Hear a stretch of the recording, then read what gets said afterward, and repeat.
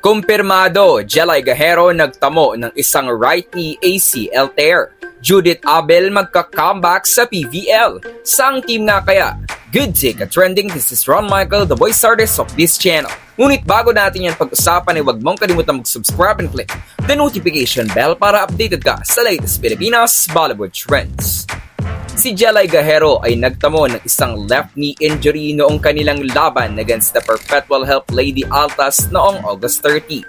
Nasa kalagitnaan ng kanilang pakikibaka para sa kanilang ika-4 na panalo ang Lady Warriors na noon ay 1 set down pero ahead in the second set 15-11 nang umatake si Gahero at magkaroon ng awkward landing ang kanyang right leg.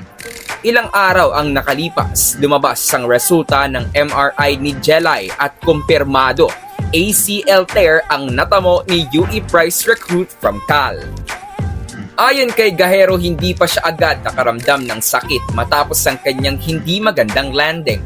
Nang nasa sahig na siya ay naramdaman na niya ang pag-twist sideways ng kanyang leg. Nag-pop ito ng 3 beses and then bumalik at doon na niya hinawakan ang kanyang tuhod. Si Gahero ay nakaschedule na operahan sa September 8. Sa loob ng 4 na games, nakapagtala na agad si Gahero ng 64 points mula sa 59 attacks at 5 blocks. Sayang, dahil isang napakahusay na bata ang nagtamo ng isang ACL injury.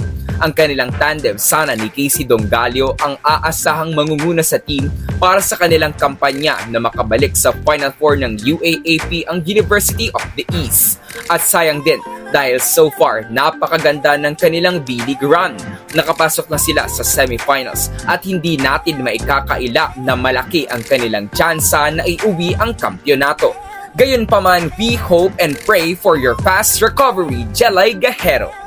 Sa mga future games ng Lady Warriors, asahan na hindi muna makakatulong ni Casey Dongalio ang kanyang longtime partner, Jelay Gahero. Pero asahang may mag-step up para kay Jelay.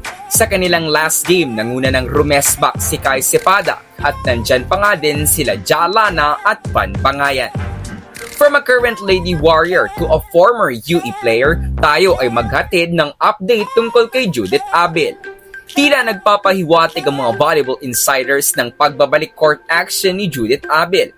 Sabi pa nga ni Mother Lily sa caption niya sa picture ni Judith, totoong-totoo na, she is really back.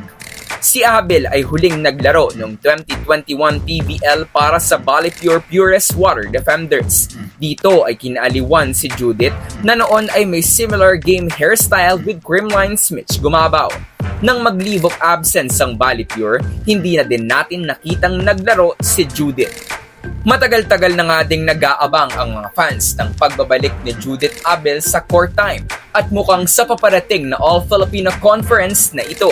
Ang tanong na lang, saan maglalaro si Abel? Iyan ang mga future updates na aabangan nyo dito sa Volleyball Trending PH. Pero sa tingin nyo ka-trending, saang team lubusang magagamit ang serbisyo ni Judith Abel? I-comment mo na yan.